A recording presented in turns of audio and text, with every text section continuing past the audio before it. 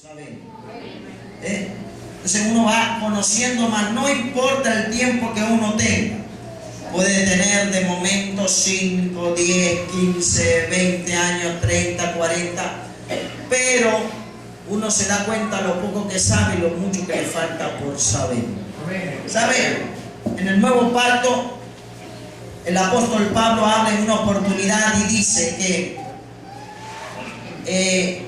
había misterios que estaban escondidos, que no les fue revelado a los profetas del antiguo pacto, pero que a ellos les fue revelado porque no eran para ellos. Quiere decir que aunque está escrito allí, hay cosas que son veladas en un momento dado. Es decir, que no la da el Señor a conocer. Yo no sé cuánto le ha ocurrido que de momento comienza a leer la Escritura y no hay partes que no le entiende, y la ley no la entiende, pero llega un momento que el Espíritu abre su entendimiento y de momento comprende aquello. Quizá pasó 1 año, 2 años, 5 años, 10 años.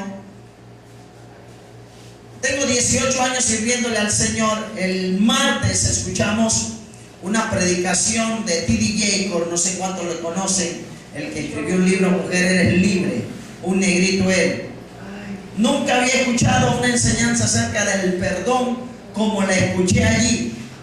Y yo decía, Señor, verdaderamente tu palabra es una fuente inagotable del conocimiento. Amén. Así que quiero hablarles, amados hermanos, irles entregando principios, darles principios, porque el reino de Dios se mueve a través de principios.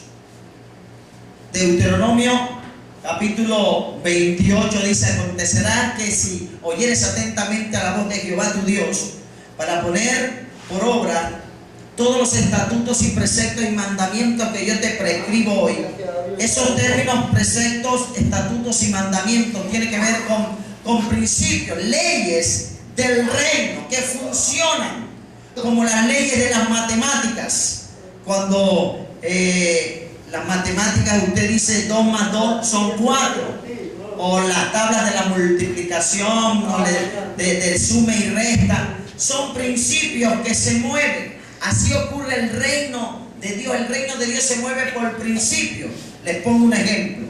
Jesús en una oportunidad iba con sus discípulos y pasó por un lugar y había una mata de higuera y fue a buscar en él fruto, y no hallando en él fruto, dice la palabra que la maldijo, dijo: nunca salga más de ti fruto, nunca nazca más de ti fruto, y se fue.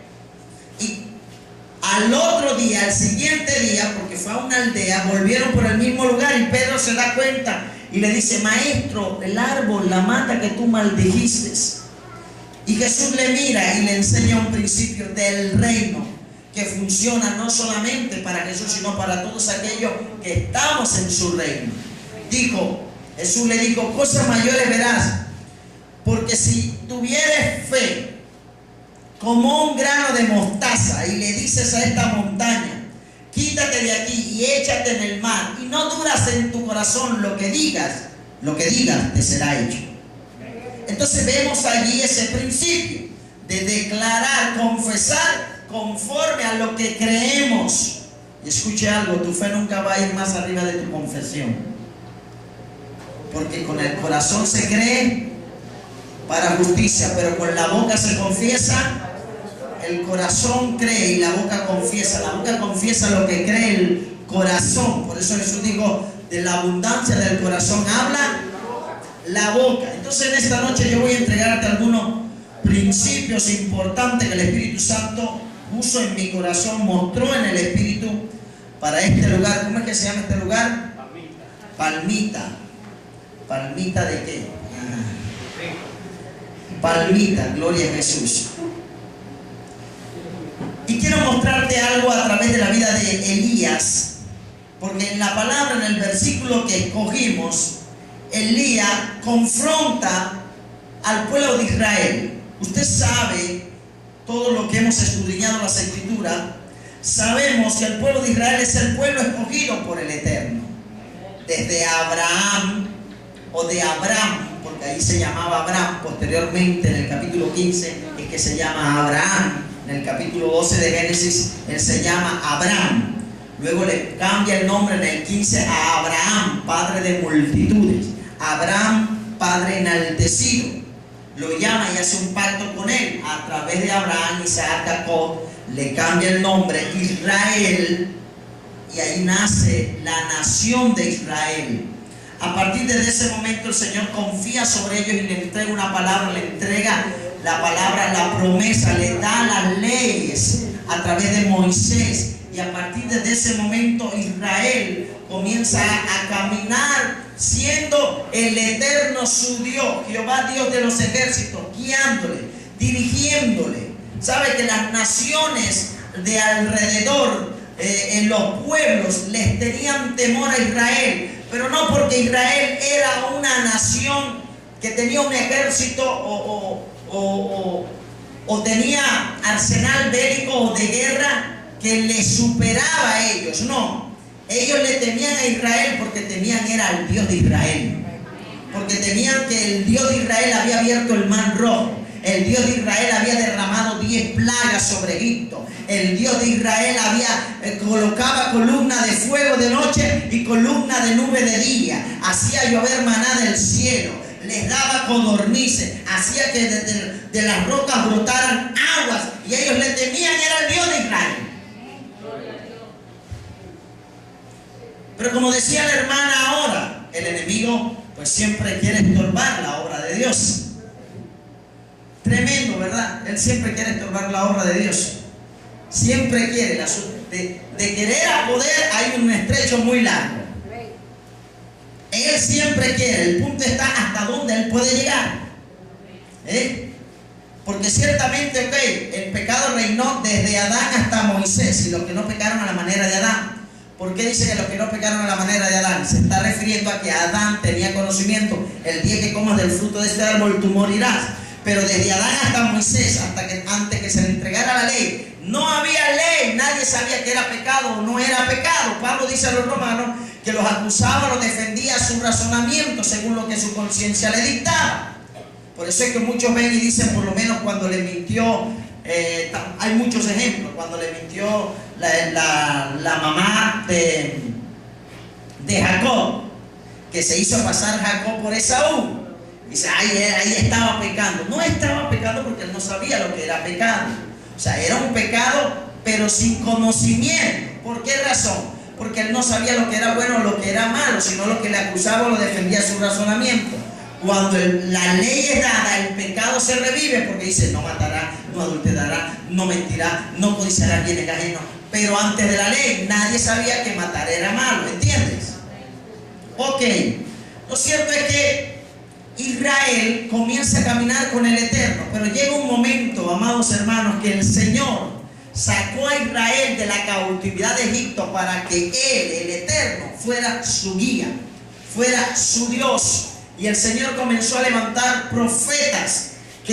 Moisés murió, pero quedó el sacerdocio arónico, que era para expiar los pecados, porque ya conocían la Torá, ya conocían la ley, ya conocían lo que era pecado y lo que tenían que hacer y lo que no tenían que hacer. 613 mandamientos exactamente. Eran 217 de aprobación y 300 y pico de desaprobación. Es decir, lo que no se puede hacer o lo que no se debe hacer y lo que sí se debe hacer es lo que enseña la Escritura.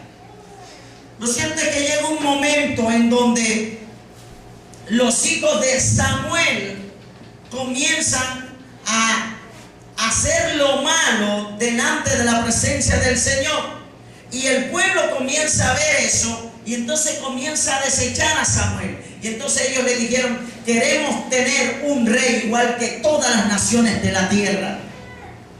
Y Samuel comienza a clamar y a gemir y dice, Señor, están pidiendo un rey igual que todas las naciones de la tierra. El Señor le dice a Samuel, no te han desechado a ti, no te están desechando a ti, me están desechando a mí.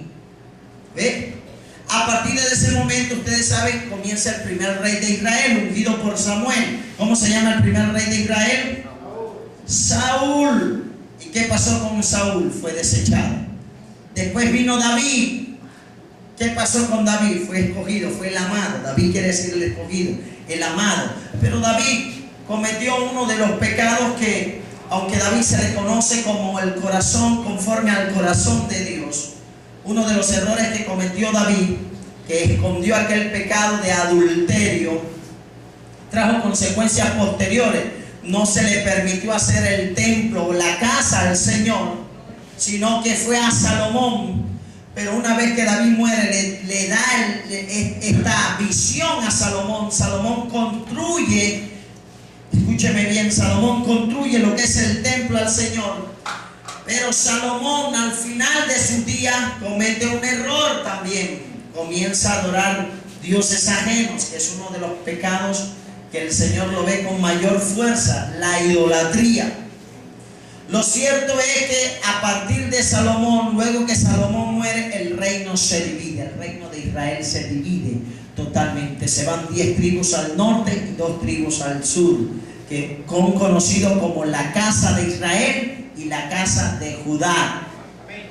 Que la casa de Judá es donde tiene por centro principal o por capital a Jerusalén, que fue donde quedó la tribu de Judá y quedó Jerusalén, quedaron los sacerdotes allí. Por eso es que en el exilio, cuando fueron conquistados por Nabucodonosor, que comenzaron a hacer lo malo delante del Señor, porque las 10 tribus se pervirtieron totalmente. De ahí es donde vienen los conocidos como los samaritanos, porque esas 10 tribus se pervirtieron. Y de acá la casa de Judá, porque la tribu de Judá permaneció fiel al Señor. ¿Por qué razón?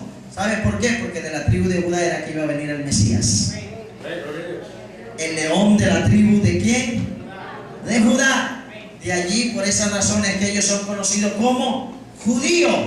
¿Por qué? Porque viene de la tribu de Judá, que se mantuvo fiel al Eterno.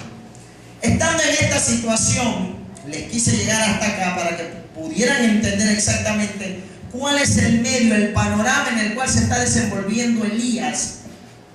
Hubieron reyes que comenzaron a hacer lo malo delante de la presencia del Señor, en este caso a lo que compete a Elías, como lo fue acá. Acá comenzó a hacer lo malo delante del Señor, más que todos los reyes que fueron antes que él.